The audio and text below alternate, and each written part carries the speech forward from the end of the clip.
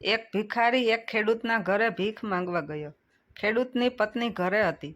તેણે ચણાની રોટલી બનાવી હતી. ખેડૂત ઘરે આવ્યો ત્યારે તેણે તેના બાળકોના ચહેરાને ચુંબન કર્યું. પત્નીએ તેમના હાથ પગ ધોયા. ત્યારબાદ તે રોટલી ખાવા બેઠો. પત્નીએ ભિખારીને મુઠ્ઠીભર ચણા આપ્યા. ભિખારી ચણા લઈને ચાલ્યો ગયો. રસ્તામાં ભિખારી વિચારવા લાગ્યો, શું આપણું પણ જીવન છે? આપણે આખો દિવસ કૂતરાઓની જેમ ભીખ માંગીને ફરતા રહીએ છીએ, પછી આપણે તેને જાતે બનાવવું પડે છે.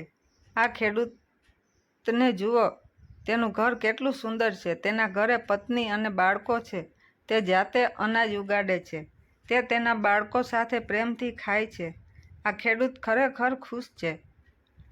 રોટલી ખાતી વખતે ખેડૂતે તેની પત્નીને કહ્યું, વાદળી બળદ ખૂબ વૃદ્ધ થઈ ગયો છે. હવે તે કોઈ પણ રીતે કામ કરતો નથી. જો કયાકથી પૈસાની વ્યવસ્થા કરી શકાય તો આ વર્ષનું કામ થઈ જશે. હું સાધોરામ મહાજન પાસે જઈશ. તે મને વ્યાજ પર લોન આપશે. ભોજન કર્યા પછી તે સાધોરામ મહાજન પાસે ગયો. લાંબા સમય સુધી આજીજી કર્યા પછી સાધુરામ ₹100 વ્યાજ પર પૈસા આપવા સમર્થ થયા. સાધુરામે લોખંડની તિજોરીમાંથી એક થેલી કાઢી અને પૈસા ગણ્યા. પછી તેણે ખેડૂતને આપી. ખેડૂત પૈસા લઈને તેના ઘરે ગયો. રસ્તામાં તે વિચારવા લાગ્યો, હું પણ એક માણસ છું. ઘરમાં ₹5 પણ રોકડા નથી. આટલી આજીજી કર્યા પછી તેણે પૈસા આપી દીધા. સાધોરામ એટલો ધનવાન છે કે તેની પાસે સેંકડો રૂપિયા છે. વાસ્તવમાં ફક્ત સાધોરામ જ ખુશ છે. સાધોરામ એક નાની દુકાન ચલાવતો હતો. તે મોટી દુકાનમાંથી કપડાં ખરીદતો હતો અને વેચતો હતો.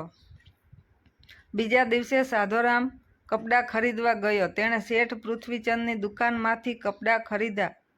તે ત્યાં બેઠો હતો ત્યારે આ દરમિયાન ઘણા તાર આવ્યા. કેટલાક બોમ્બેથી હતા, કેટલાક કલકત્તાથી હતા. કેટલાકમાં લખ્યું હતું કે 5 લાખનો નફો થયો છે. કેટલાકમાં 1 લાખનો. સાધો મહાજન આ બધું જોતો રહ્યો. તે કાપડ લઈને પાછો આવ્યો. રસ્તામાં તે વિચારવા લાગ્યો, આપણે પણ કેટલાક લોકો છીએ. 100 કે 200 લોકો ભેગા થયા અને મહાજન કહેવા લાગ્યા, પૃથ્વીચંદ કેવા છે? એક દિવસમાં લાખોનો નફો થયો છે. વાસ્તવમાં તે ખુશ છે.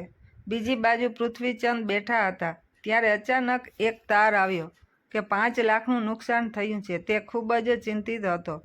જ્યારે નોકરે કહ્યું, આજે રાજ્યપાલ રાય બહાદુર શેઠના ઘરે મિજબાની કરી રહ્યા છે. તમારે જવું પડશે. ગાડી તૈયાર છે. પૃથ્વીચંદ ગાડીમાં બેસીને રાય બહાદુરની હવેલીમાં ગયા. ત્યાં સોના ચાંદીની બનેલી ખુરશીઓ હતી. કલેક્ટર, કમિશનર રાય બહાદુરની સાથે હાથ મિલાવી રહ્યા હતા. મોટા ઉદ્યોગપતિઓ ત્યાં ઊભા હતા.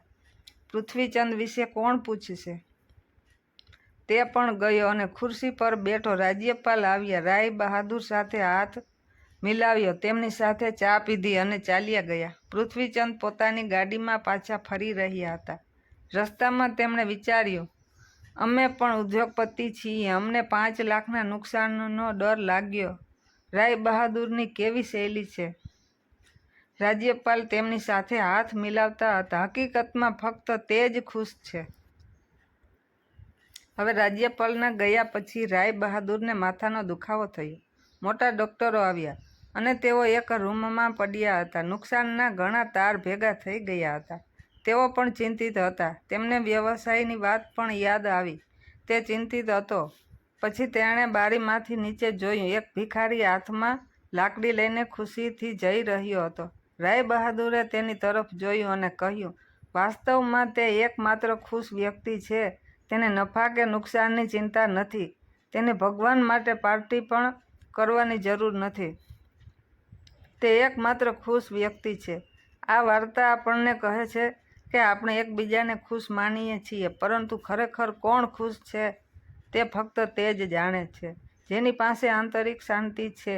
જેની પાસે આંતરિક શાંતિ છે. પછી ભલે તમે ભિખારી હો કે કરોડપતિ, પરંતુ જ્યાં સુધી તમારા મનમાં શાંતિ ન હોય ત્યાં સુધી તમને શાંતિ મળી શકતી નથી.